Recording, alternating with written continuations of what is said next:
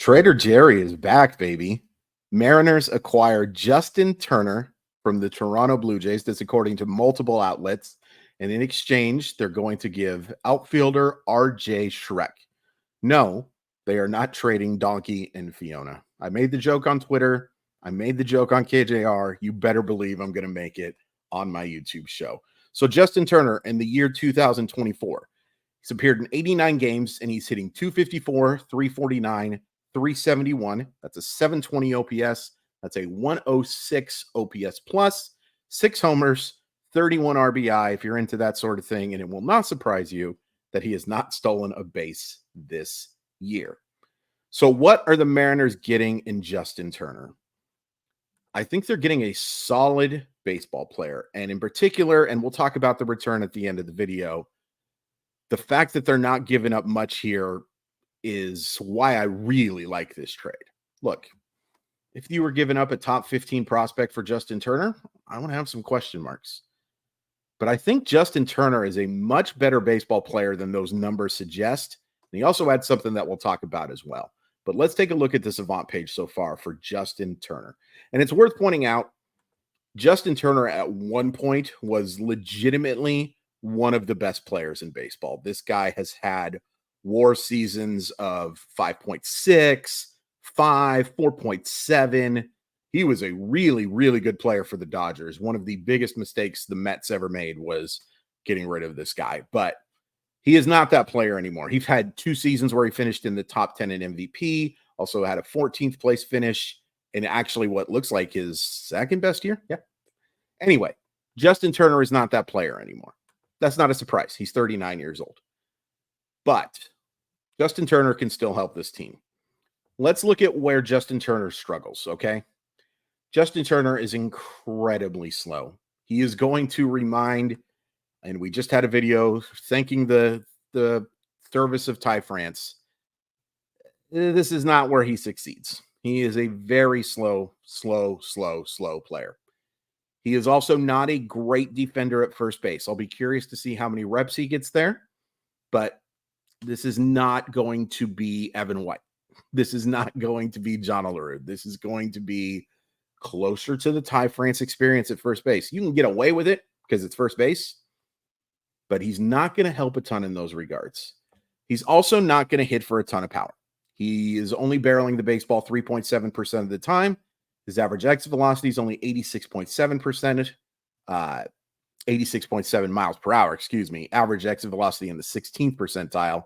Hard hit percentage, it's about 1/3, which is in the 19th percentile.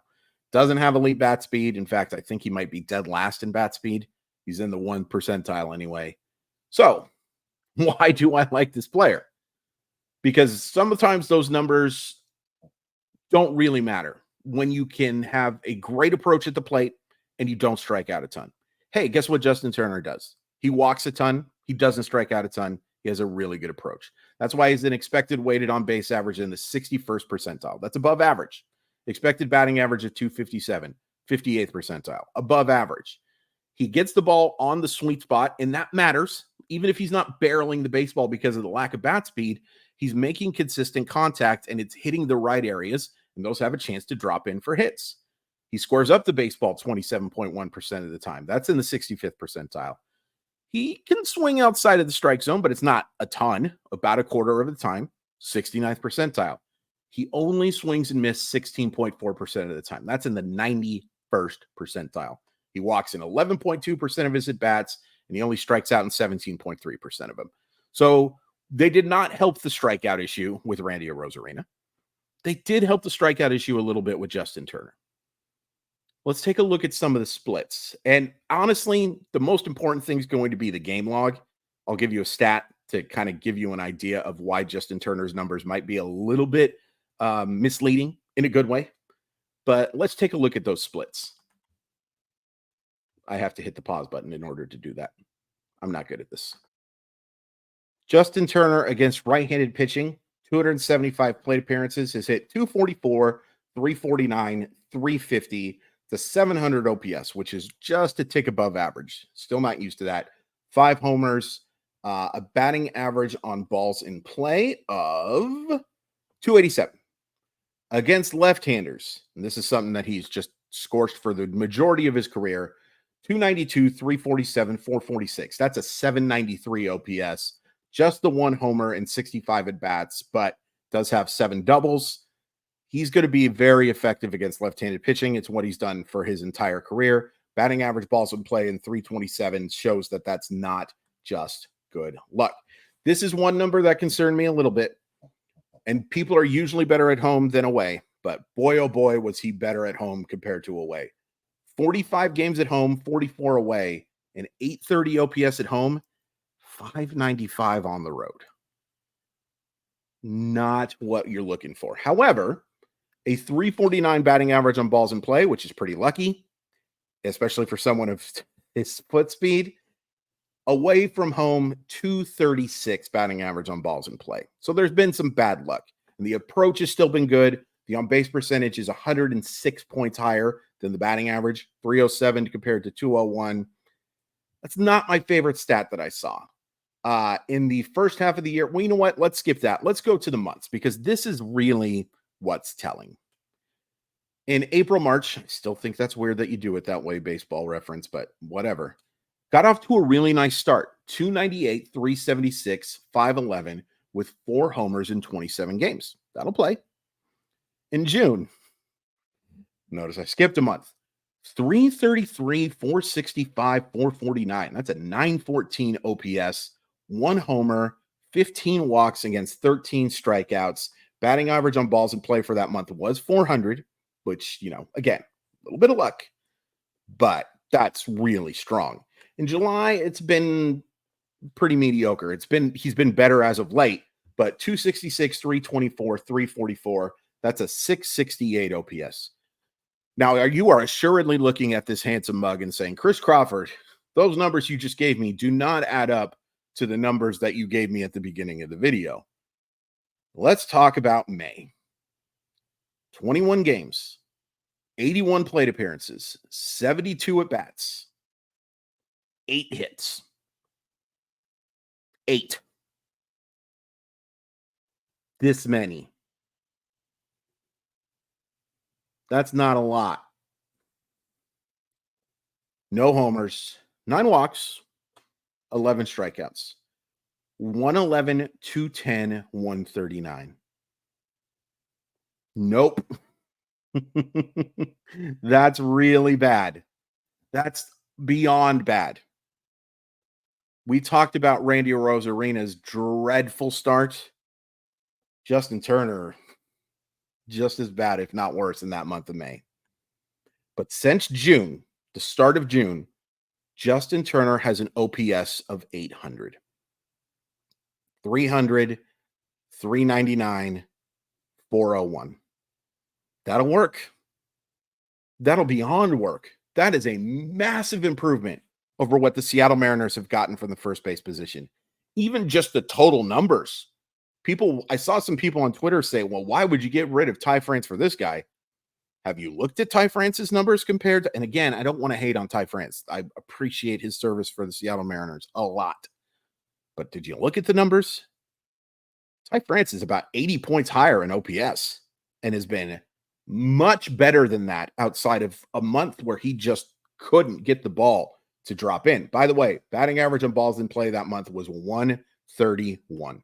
So 86% of the time when he made contact and the ball was put in play, he did not get a hit. That's impossible. Even if he was popping the baseball up 75% of the time, that's still an incredibly bad amount of bad luck. Justin Turner is a vast improvement. In the second half, by the way, I told you he's been better as of late. In the 9 games since the All-Star break, 429, 460, 571, 1 homer, a couple of walks. It's only a sample size of 57 plate appearances, but to say he's seeing the baseball better is quite the understatement. Justin Turner's a solid baseball player still. He's not going to help defensively. He's going to be someone you have to pinch run for late in games, but he can get on base and he can be that guy who hits 6th or 7th for you. And I feel so much more confident having Justin Turner hit right now than Tyler Locklear, Mitch Garver, to be frank with you, Mitch Haniger, I'd much rather have Justin Turner coming to the plate. And the other thing Justin Turner does, and I've heard this from many people, is Justin Turner is a awesome guy to have in a clubhouse. And you lost an awesome guy for your clubhouse in Ty France. Justin Turner could be one of those guys who immediately comes in and helps in that regard. Now, what did they give up? They gave up RJ Schreck. I will again, if you skipped it, no, I'm not going to make my Schreck joke. So RJ Schreck has appeared in 86 games for, I believe, High A Everett and Double A Arkansas. Yep, I am correct. Just recently got the promotion to Double A.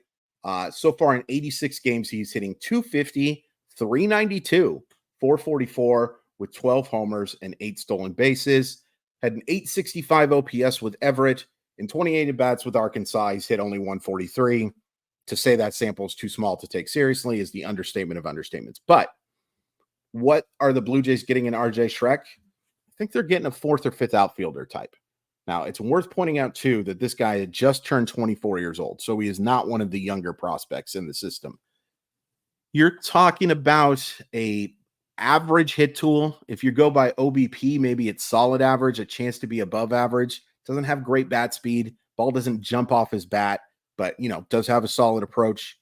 Not great power, not a great athlete. Pretty easy guy to move in this type of deal. Maybe Toronto sees something in him a little more, but a former 9th round pick, and look, we just talked about a 34th round pick who had a really nice career for the Seattle Mariners. So that doesn't mean that much, but there's not a high prospect pedigree here for good reason. This is a guy who I would guess is much closer to organizational depth than somebody who's helping an MLB team on the regular. So look, I know that a lot of you are going to, and I'm just assuming, I assume a lot of you are going to hate this trade because you're just going to take a look at the numbers and it's not exciting. This is not Vladimir Guerrero Jr. This is not Luis Robert. This is not Garrett Crochet, yada, yada, yada. I thought the Mariners needed to make an A move, a B move, and a C move. Here's your C move, and it's closer to a C plus B minus for me. Justin Turner's been really good for the majority of the season. I think this is a really strong move to improve your lineup, to improve your clubhouse, and hopefully improve your chances of winning the AL West. They can't be done. This can't be the last move. You got to get one more bat. But Justin Turner makes the Seattle Mariners better. Please hit like, please hit subscribe. Really appreciate it. Again, we will be going live at 4 o'clock for Mile Y enthusiasts. $4.99 a month to join. Just hit the join button below this video. Really appreciate the support, and welcome to Seattle.